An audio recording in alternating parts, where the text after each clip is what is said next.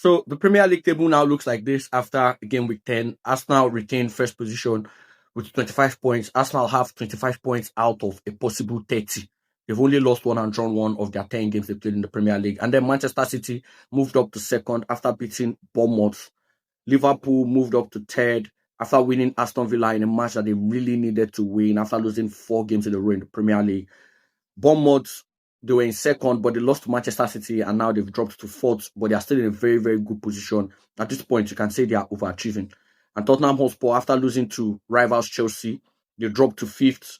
And Chelsea themselves are below Tottenham Hotspur on goal difference. Sunderland are yet to play this weekend. They are on 17 points. And Manchester United, after drawing to Nottingham Forest, have dropped to eighth, although they are level on points with Spurs, who are in fifth, but they have a very, very inferior goal difference to Tottenham Hotspur and Chelsea. And then you have Crystal Palace in ninth and Brighton in 10th.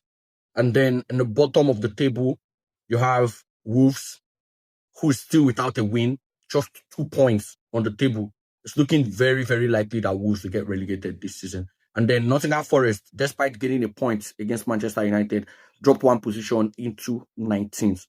And then West Ham moved up one place, moving from 19th to 20th after beating Newcastle in that much needed victory, winning 3-1.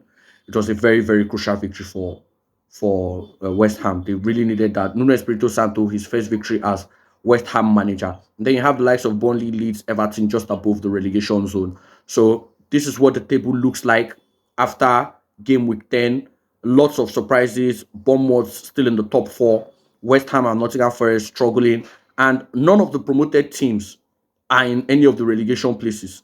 So this relegation battle is going to be a very, very big fight. It's not looking like Sunderland is going to be in that mix because they've gathered a lot of points already. And they are even yet to play this weekend. So it's going to be very, very interesting. A lot more will change. Next weekend will be Manchester City versus Liverpool. So it's going to be interesting to see how the table shakes up. But